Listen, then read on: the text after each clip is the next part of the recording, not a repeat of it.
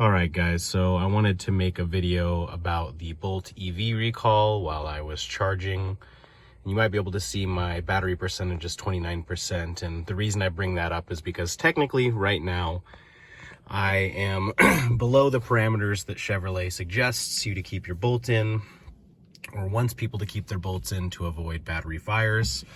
And the reason I highlight that is to show that it's not easy for everybody to stay within those parameters.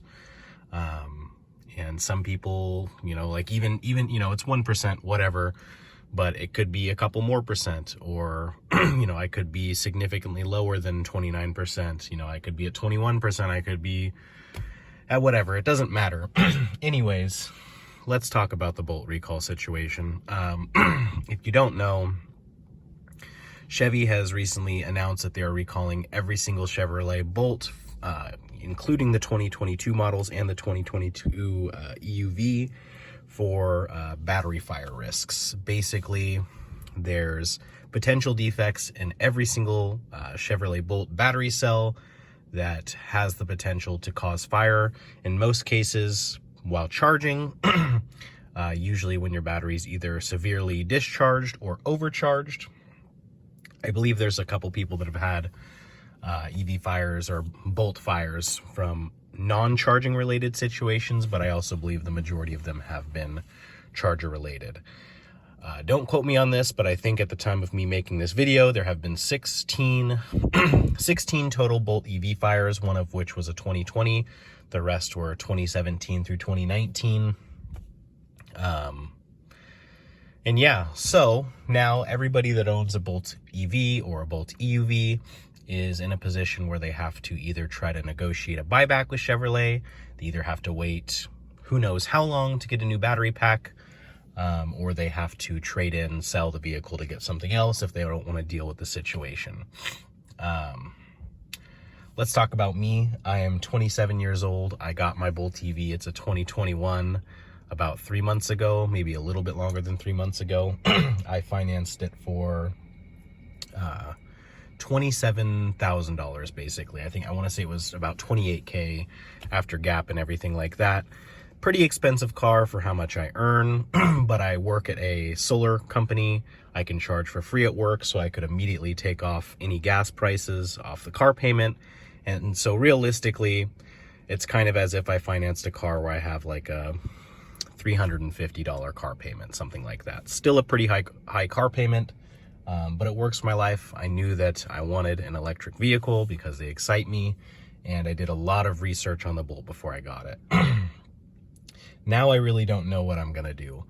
A big part of me really wants to keep the Bolt because I love this car, and there's not a single car that I've personally owned that has been more exciting.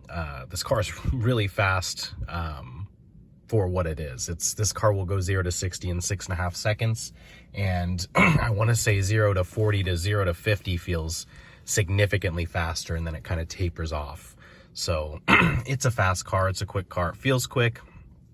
I mean, I'll put it this way. Last week I took my mom's husband, who is a anti-EV person, essentially, doesn't believe an EV would fit in his life, didn't think he would like it. He test drove my car and he was laughing and giggling. He thought it was super fun. And this is an old school guy, I'm telling you, somebody that, just recently first ever considered purchasing a Toyota pickup truck. Like, he just, traditional conservative person, and he got the EV smile that Bill Nye talks about. And Bill Nye had a Bolt too. I mean, the Bolt is a really, really, really nice car. This is basically a $40,000 car that, with all the discounts and everything like that, people were getting for between $19,000 to, $30,000. And some people are paying a little bit more. Some people paid MSRP in the beginning, but for a long time, Chevy Bolts have been heavily discounted and been a tremendous value. With today's current market, with the chip shortage, with gas prices being high, car prices being high, man, there's just, I don't know what to do, because if I want to look at another vehicle, there's not a single EV on the market that has anything comparable to the features or the power that the Bolt has. The only vehicle that I can think of that's somewhat comparable is the Nissan Leaf, but the Nissan Leaf, even the max range version, has less range. It's a less powerful vehicle. It doesn't go as quick. It's not as fast. It doesn't have active battery management, which where I live, where it can get to be 120 degrees, just doesn't make any sense whatsoever. It would just degrade like crazy. So that's out of the question for me. And then the next cheapest available vehicle that has somewhat decent features from the Bolt is the Volkswagen ID.4, and that's $32,000 or $33,000 after a tax credit. That's $6,000 more than I financed my Bolt for. The only real advantage is that it's got a little bit more room. It's a newer vehicle and it charges faster. The charging faster I don't really care about because I don't road trip a lot, and when I had the Bolt, I said if I needed to go anything super long distance that I would just rent a vehicle. You know, there's a lot I don't like about the ID.4 too. The infotainment system looks like a nightmare. And don't get me wrong, the Bolts isn't amazing, but the ID.4's looks like an absolute nightmare. It doesn't have backlit, it has non-backlit touch buttons, which is unbelievable. Doesn't have one pedal driving yet. They're saying apparently they're going to do it in a patch. But what it really comes down to is I'm not going to spend, or I shouldn't have to, or I don't want to spend $6,000 or finance a vehicle that costs $6,000 more when I don't really even want it. I got the vehicle that I want, and now unfortunately there's this fire recall. You've got multiple opinions. You've got people saying, hey, all these people saying they're going to trade the vehicle in or get something else are overreacting. It's a super low percentage. Only 16 vehicles have caught fire.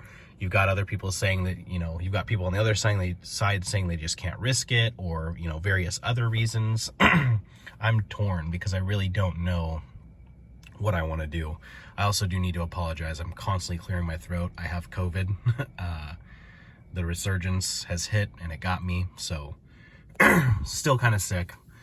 But anyways, yeah, it's like I really don't know, because I want the Bolt. I want to keep the Bolt. I'd love to just get a replacement battery pack, but something tells me, or this is what tells me this, the chances of that happening anytime soon seem super, super low. And the reason why is because they recalled every single Chevrolet Bolt they've ever sold. There's about 150,000 Chevrolet Bolts on the road, and they're going to have to manufacture replacement battery packs for the vast majority of them, and replacement battery cells for certain other ones. That is going to take a long, long time. I've seen figures online saying that GM can only produce about 50,000 Chevrolet Bolt batteries in a year. If that's the case, it could take years and years to actually get your battery pack replaced on your Chevrolet Bolts. Now, there's people that say, okay, well, that's not going to work. I'm going to spend 3 years worrying about it. Or there's other people saying, I'm not going to worry about it, and in 3 years, I'm going to get a brand new battery pack, and my vehicle's it's going to be like, you know, everything else wore, but my battery pack's brand new. That's a great value. But the other thing you have to consider, potentially, and I don't know if this is going to be the case, is that Bolts could tank significantly in value. If it's too much of a pain, I kind of wonder if GM wouldn't just say, hey, let's buy all the Bolts and we'll fix them slowly over time and use them as fleet vehicles or repurpose them, or, I mean, who really knows? But yeah, I'm kind of just rambling now, but basically I don't know if I want to try and go get a buyback, pay my Bolts off, and finance something else, but there's really nothing else on the market that I want. The Ford Maverick looks interesting, but I'd really love something like that as a full electric. The hybrid's cool, don't get me wrong, but I don't really want a hybrid. It's, once you drive electric, you know, you don't necessarily, I mean, you might still want to deal with the conventional, but I really enjoy the electric experience, and I feel like having an electric motor and a battery pack, or multiple electric motors and a battery pack, is way superior and a way better experience than having an engine, a transmission, multiple gears, and all this other nonsense. That being said, it really does seem like right now in the United States, the whole electrification, it's in full force and it's pushing forward, but it seems like it's going to take quite a bit of time for things to really be where they need to be, both price-wise, technology-wise. You know, I haven't had really any issues with using my Bolt or charging it, or I've had no range anxiety or anything like that.